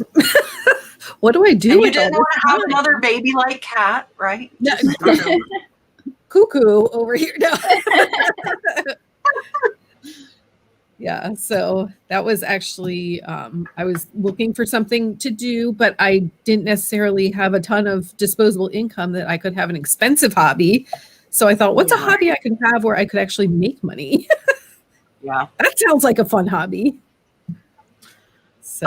Jackie, do you think item specifics ruin? I don't know what I think about that. I think it's annoying. Mm-hmm. I finally got through mine because I'm OCD and hate seeing stuff pop up. That's why I also send out all offers to watchers, because I don't like seeing it on my eBay app. I'm like, I cannot see that. Listen, Kayla, I told her, do not let me see your phone when we were together. She's like, oh, I have 160. I'm like, no. Mm-mm. No. Like, don't let me touch your phone, Kayla. You'll have like all those offers will be sent. You'll come back and you'll have 200 items to ship out. What happened? Yeah, so I don't know. I think like I feel like it slows it down when they do some of the changes, but then it picks back up. Mine have picked back up, so I would. Jocelyn, do you think that affects like with the auctions, or do you think like you're getting your traffic driven by like all the people following the store mainly, right? We only have between 100 and 140 items listed at any one time, so it really hasn't affected us too much. The items like I always feel bad for the people who have like thousands of items listed and then they get hit with it and they have like hundreds of items to update. And I'm like, oh God, like that doesn't happen. We don't have that many items listed. But Yeah. I'm like so behind, guys. I see Danny responding to something I said like 20 minutes ago. Jamie, I'll let Jocelyn and Misty, I think they're probably going to be your experts on this question. I just like went up to the lady at the counter and said, hey, like I have a YouTube channel and I film what I find for reselling. Do you care if I, and they're like, no, it's like, I would think that would be your typical response because you're promoting their business. It's like true, as long as you're showing it in a positive light, then you're helping them. That's what I did today. key. Yeah. And Well, Jocelyn, that's do you call ahead? What's that? I think you said that you call ahead, don't you? Occasionally, if it's really far, I'll call ahead. Yeah. But like today, I was in the area of an antique mall, and I just stopped in, and I was like, "Hi," and it was like this older guy, and I'm like, "He probably doesn't know what YouTube is," but I'm gonna ask him anyway. And I'm like, "Hi, can I film for my YouTube channel?" He's like, "Sure." I'm like, "All right, great, thank you." You know, like, he was really nice. It was totally cool. I give them one of my cards, and it has the link to my channel and everything, and then so they can go and find it because they like to see, you know. But I think that is the most important thing is being positive. You're filming it in a positive light, and you're being respectful. Not only, she'll be back. Yeah, probably she'll be back. Not only of the store owner if you're in an antique mall, but also for the booths that you're going through. You know. You're not ratting on their pricing. Yes, you're not like talking about how horrible it looks. Yeah. I mean, for me, it was like that moment that I went into, and I think I've talked on with Misty about this before. Is I went into that one booth where it was like it was this realization for me because I was filming in this antique mall, and like I didn't even like realize it until I was in this mall, and then I had somebody comment on that video that was like, "That's my booth," and I'm like, "Wait, what?" These people watch my videos, like it, right? I'm like, I didn't have very many subscribers, but I'm like, oh, I was like, so now every time I film in a booth or I film in a mall, I film it like that person is standing right next to me, and I'm like, so I say nice things, and I try never to say only nice things. Only nice. Yeah, it's funny because I think like how much of a filter do you feel like sometimes you have on because. There was a store that I recently went into where I walked in and I was like all excited because I hadn't, it was after everything had opened and I hadn't been in a store for so long. I was looking around and I was like, ooh, like, I've learned so much over the quarantine that like, I know how much that should go for. And I picked it up and I was like, oh God, it's like 2 times that amount. So then I'm walking around looking at all the pricing and I was like, okay, clearly this is somebody's collection because they are not interested in selling it. The prices were so high. Oh, we're echoing, Kat. I fixed it. I had to go on my phone. So the camera didn't die, but it like said it was disconnected and it wasn't. So it was my Sony's turn to have a little. Yeah, the Sony's good, but then it'll just be like, no, we're done. Yeah, it said device disconnected and I was gone. She was trying to convince me to use it tonight. And I'm like, I don't know if that's a good idea. You've got a Mark to help you when it stops working, and I do. I do, and I've called him in here a couple times. He's like, "What now?" I would be like, "Oh no, what do I do now?" You are your IT department, right? And I'm not very good at it. Clearly. Okay, now I am like I've lost all the chat because now I'm streaming from my phone, so I can't scroll. So I am back on. Reminds you of an actress, but I can't play. People tell me I have heard Allison Pill. She's not a very well-known actress, but if you look her up, I've gotten that a lot. I don't know. You remind me a little bit of Pam from The Office. A little bit. I'll take it. Yeah, a little bit. I love The Office. Dagny's still in here. She like every episode. Every episode of The Office. Yes, my husband and my daughter like they'll like have contests. Like they come up with like the most obscure questions. Say like, so, what's the name of Pam's mom's best friend? Chris, I will agree with Kayla, who I saw already answered you, that is to be determined. Hopefully, we are going to limit our alcohol intake. There will be over 50 cameras there. I am not planning on drinking very much because there are too many Jeffrey! cameras. Yes. Jeffrey, we need to go to the reseller rally. It's in Ohio. Let's go, Can't I Jeffrey. talk Oh, no, Jeffrey. Kentucky? It's in Kentucky. Oh, But yes. it's close to Cincinnati. But it's like it's right across the river. Like Yeah. there's a bridge and it's just Jeffrey's there. going to Florida. He's going to Florida. Well, He I gets never the time. answered the question. My camera went out. They asked where I was at. I am in North Florida. So everybody else is up there and I'm down here today. I'm born and raised in Florida and I do not get out much. I have not left the state since I got married 6 years ago, and I'm going to trek and drive 12 hours all the way to Cincinnati. and Look then at you. in September, Oh, yes. Coming to see us. Yes. Yes, I get to go see Jocelyn and Dale and Dagny. So I'm very excited. I think we Yeah. should meet in Adamstown. And the I get to antiques meet capital of the Jocelyn's world. mom. Yeah. Where? In the antiques capital of the world. Antiques capital of the world. Of the world. Of the world. So I should start saving my money now. Probably. Yes. Okay. And I think the week before that, I'm going to be in Ohio. Or That's the week after that, or sometime in. Oh, is that when y'all are doing your get together? Yes. Oh, Yeah. fun. And I'm coming to Pennsylvania. I'm hoping maybe in August. Ooh. I know an Airbnb that is. I know wonderful. you do. I'm great staying things. there in September. I've heard wonderful things about it. Yes, it's a wonderful place. Stacy wants to know if we have pay immediately set on item. I know with auction you cannot, and I 9 times out of 10 accept best offers, which with eBay right now you cannot do that either. So I don't even turn it on because most times my stuff is not bought at full price. So I do not. Yeah, I don't either. I just feel like I don't know why, because I feel like it would be so nice if people would just pay right away.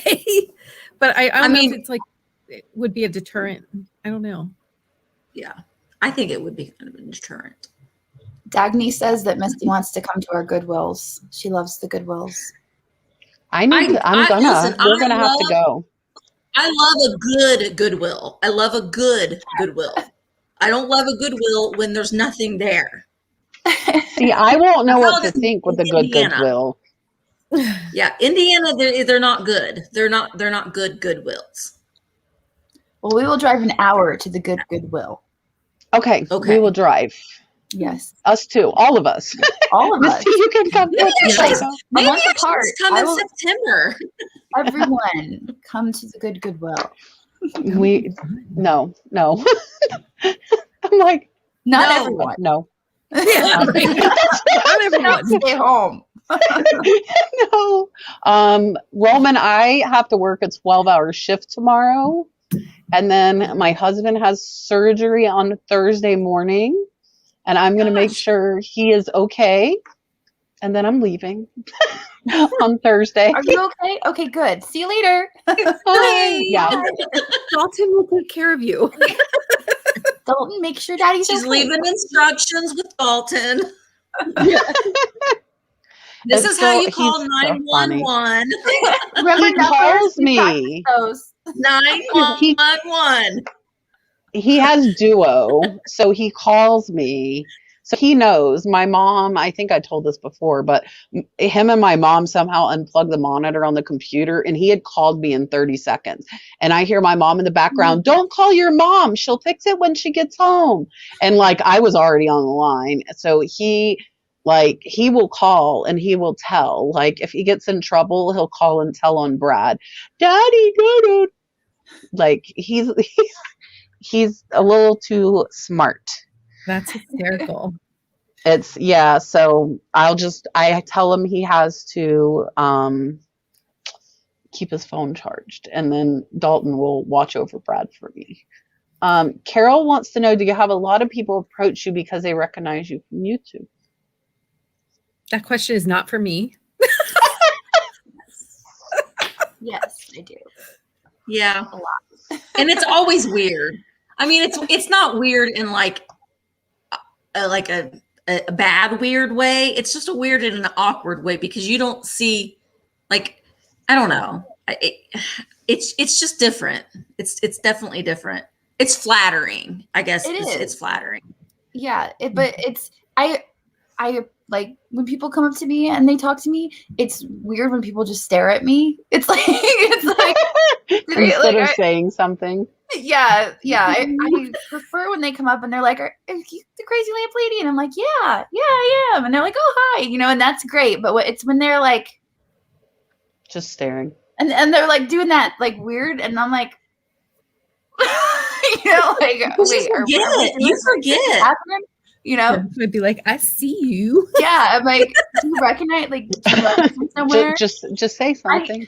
Last night on Misty's live, Jeffrey's like, he just comes right out and says it. Do we know each other? Like, I need to be more Jeffrey, I think. Yeah, a little bit more. Oh Lord. And it's weird because I have that moment of panic because they're like, "Hi, Misty," and I'm like, "Oh my God, do I know them? Ooh. Because like, should I know your name? Yeah.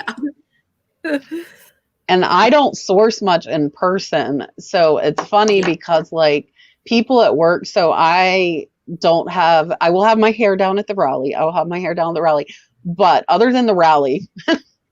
I might have it down while I'm in Cincinnati just because, but I have my hair up in a bun. And so people at work, when they see my videos, they're like, I wouldn't recognize you. And I'm like, no, you would recognize me. The people watching my videos would not recognize me because my hair's up in a bun. I'm like, I very rarely wear makeup.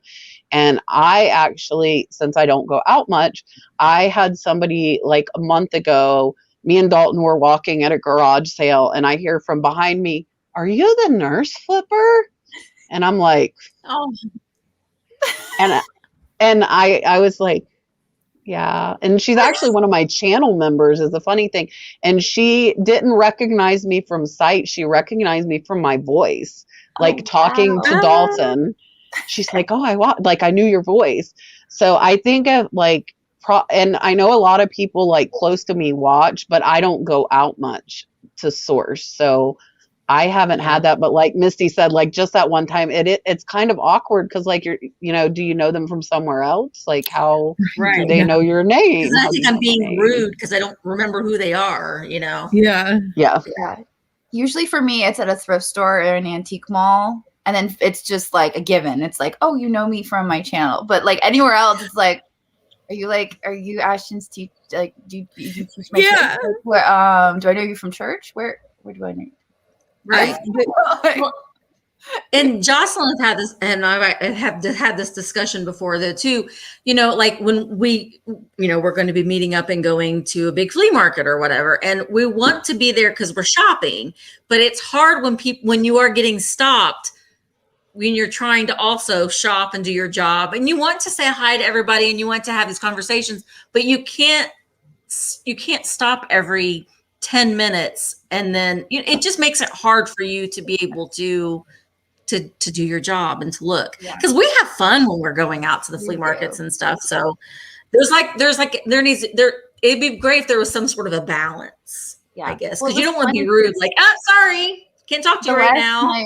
And the last time we went, I had my hair pulled back, and I tried to like tattoos covered up. Yeah, and I had my tattoo, and there was like a few people who recognized like Jeffrey, or they walked right by me, and then I think Misty was like, "Oh, well, did you see Jocelyn the crazy lamp? Like, she's here." She's here. Oh yeah, you walked right by her. She's incognito. Yeah. Yeah. Is it common for things to sell and not get paid for? I'm going to knock on my desk again because the last month I have had amazing luck and I have not had any unpaid items in probably like 6 weeks now. Everybody has been paying me. I've been lucky. Yeah, we had actually a pair of perfume bottles that were quite the talk because they sold for $500, and I was like, "Whoa, that's we just listed them. We didn't know if there was something special. They sold for $500, and they were being posted in group like how can she get this much money for them? You know, like, and everyone was losing their minds, and they never got paid for. So like, that's what I thought was going to happen with this stupid puppy, but they did pay. It's always such a relief when something sells. I'm like, tell me if they pay. And then like you follow the tracking, and then it gets delivered, and you wait, and you're like, positive feedback. Okay, deep breath. Yes. Do my patients ever recognize me? Not patients, but I have talked to, and a couple of my patients are now viewers, because one of my favorite things is helping people. And I think reselling is great. Like if you need extra income, or for people that have lost their job, because you can start so cheap, you can make money. So when I run into people at work, whether they're my patient or not, like even other people I work with, and they're, struggling financially, I'm all about talking about it. Like the lady that takes my money at the parking garage knows me, but she knows me because I told her about my reselling and about earning extra money. So nobody has noticed me, but I have like shared reselling and shared my channel with people that I thought could use like extra, income, extra money from it, because I love doing it. Like I said, like I bet almost everybody, regardless of your socioeconomic situation, has things in your house that are worth money that you're probably not using. So if you need money, I think you could sell it. Oh, somebody earlier asked if anybody sells on Facebook Marketplace. I think I'm the only one that is, and I've sold like 200 things on Facebook Marketplace shipping in the last 6 months. And Facebook Marketplace is doing free labels right now for sellers. If you're listing, Facebook is paying the shipping on their dime. Really? Yes. Like even the buyer's not paying? Up to $20, Facebook is paying. That's what I just listed something, and I saw that, and I was like, I'm sure I'm reading this wrong, but I still want to get this thing listed. So I still listed it. But I was like, you choose create your own label or use free Facebook label. And it was supposed to only be to May 31st, but we were cross-posting today and the free labels were still there. So it is still going on. Yes, I think more people would recognize Dalton than would recognize me. Like, oh, there's that kid. We have 5 minutes left. Are we doing a lightning round of questions? Okay. Lightning round. We did that. Yeah. Okay. Yeah, I'm going to the top. You got to answer really fast. Oh, okay. Okay. Well, this is a really easy one for Jocelyn. Go. I don't have an answer for that. We don't know. Next question. Next. How much inventory should a reseller keep on hand? I think how much ever you want, because some people don't like death piles. I have a half of a shed full. Next. Who's next? As much as you can. Same. Misty? 2,500 square foot building. Lots. Yeah, well, can't we say buy another shed? Just buy another shed. Buy another shed. Jocelyn? Hold on. Oh, lots of stuff. Lots. Yeah. Okay, next. What are your most memorable, nostalgic hobbies or toys from your childhood? Oh gosh, I don't know. Fisher Price Little People. Oh my gosh. Barbie and the pool. I had a Mickey Mouse plush that I used to carry around by the ear because it was like a velvet ear, and I would just carry it around. And I've been searching for another one, and I can't find it. I'll find it. No. You should. Yeah, that is your mission. Blush queen. Okay. Why do some buyers treat eBay as layaway plan? Richard, I cannot answer that question. Because people suck. Next. Hold on, I'm going. I love the lightning round. Chit chat. What are they talking about? Chit chat get drunk program. This is not. A troll. He's a troll. I'm drinking water. Okay, troll. Bye. I'm drinking Pepsi. He's a troll. water. Mine's Okay, empty. He trolls I'm a lot going, of I'm the going. chats. He's troll. Yeah. Who was RV, it? I don't know. I forgot already. RV, I need my whole car for me and Kayla and our stuff. So I'm sorry. There's always the roof. But Kayla had a stare. I'm trying. Well, there's so many people in chat. Okay. Jocelyn, do you ever source at Goodwill bins anymore? No, but I was just thinking today that I need to get back to the bins. Yes, I can't do you the lightning because I I'm love those having to videos. scroll and scroll. If anybody Hold has a on. question, put it in Put your questions all quick. caps. All caps. All caps. Hold on. It was funner when I could find all the questions. Would you consider doing a shop with me for charity type thing, or should we just continue to continue? Oh, you mean like with people? Is that what you mean? Shop with for charity type thing. Does she mean with her? I don't know. Okay. Cha-Ching King says, sorry, I don't know how to answer that question. That's a tough one. Dale says her puppy. Nora Fleming charms. I like pottery. That is far, far, far away from Florida. I want to go to California. Same. Hopefully next spring. Jocelyn, do you want to come to Arizona to go shopping? I mean, I wouldn't be opposed to going someplace like Arizona where it's dry and warm. I would like the Native American stuff there, I feel like. The Native American, the jewelry, silver and turquoise jewelry. Mm-hmm. What is the one item that is your unicorn that you want to find? I want to find fire and light. I was thinking the same. I don't know. I just found my Wendell August Forge trash can, so now I don't know. I have to find something else. No, just kidding. Probably Glassy Baby. Yeah, what is the glassy? More. What? More fire Glassy. and light. Oh, okay. More fire. I've only found one.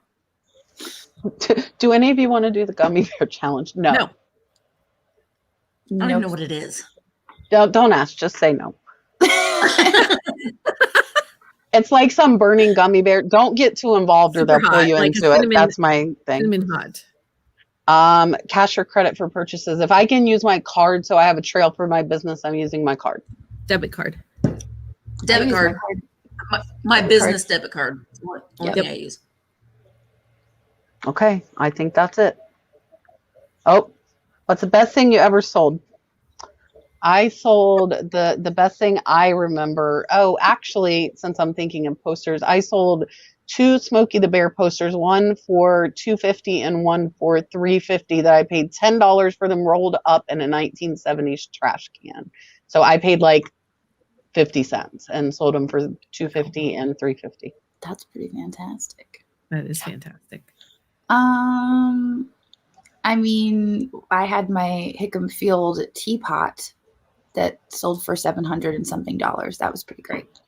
I don't know what we paid for it because we got it from Eric a year before I sold it because it just sat there for a year. And I'm like, I'll get around to that whenever.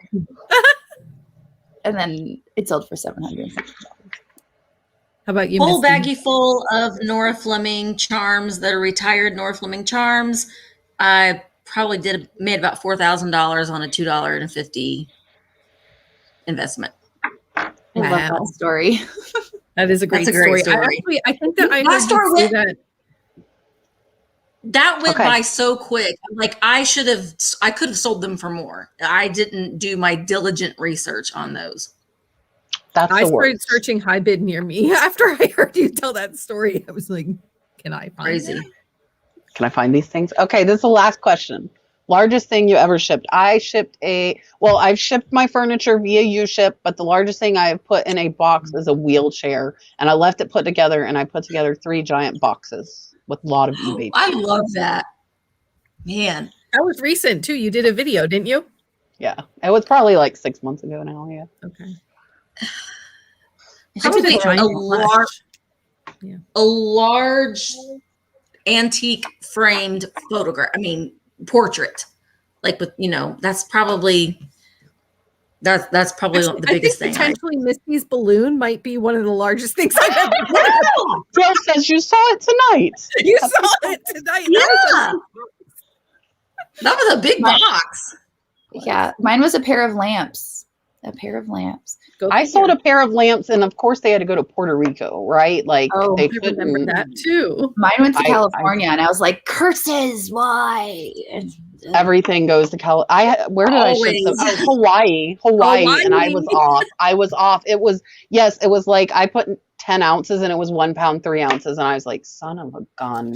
That was yesterday going to Hawaii. It was a little brass elephant, and the little sucker was heavy. It weighed over a pound, and I'm like, oh. So we still make mistakes. Mine was All the right. cotton candy machine that went to Hawaii, and I put $9.99 shipping on it for some reason, and it cost like $50 to ship. It always happens. Oh. But you learn from that, though. I have not made that mistake again. I made that mistake So that was yesterday, a and I've been doing this a long well. time. And it still happens. It's gonna happen. You make the same mistake in a new way. yeah, You Walter find always new ways. knows when I do the listings because I don't use the scale. I'm just like, 2 pounds. And so when he goes to do, he's like, you were listing again, weren't you? I was. Did it sell? How much was I under? I do that too. I'm like, that looks like 4 pounds, and then it's 7, and Right? I'm like, oh crap. That's what we That get. was weight of an art glass bowl. 3 pounds, 2 ounces. 7 pounds later, you know. And sometimes it's like the scale is literally 5 steps away from me. Like if I would have just waited. Mhm. Kathy says first live chat. She will see us all on YouTube. Kathy, thank you for hanging out with us. Thank you. Okay, I'm going to let everybody go big again. We're going to let Misty go first again because it's her birthday. So thank you all. We still have almost 1,000 people watching. I appreciate all of you watching. All of our... That was so perfect! She says, don't go. Don't go. She likes I'm it. sorry, Maggie. Everybody's channel is linked below. Thank you, ladies, for doing this. It was fun as always. It was so fun. So I will make Misty big, and then Dale big, and then Jocelyn big, and then we'll say bye. Okay, Misty. Bye, guys. Thank you so much for all of the birthday wishes. I have a live sale tomorrow at 1 o'clock. Yeah, I have a live sale tomorrow on my YouTube channel at 1 o'clock. I hope I see you there. Yay! Dale, go. Yay. Thank you so much for having me as your co-host again. And we'll look forward to seeing Julian back from vacation. He better be well rested by now. And as always, super fun time. Time flew. So thank you. It does. It does. It does. Okay, Jocelyn, go. I had a lot of fun tonight. Thank you for having me on again. And if I see any of you out and about, make sure you come and say hello to me. I look forward to it. Do not make it awkward and stare. Yes, Say just come hello. up and say hi. I don't bite. I'm not scary. Say hello. Goodbye, Sandra. Bye, everybody. Bye, Hyatt. I see you too. Thank you all for joining us. We will see you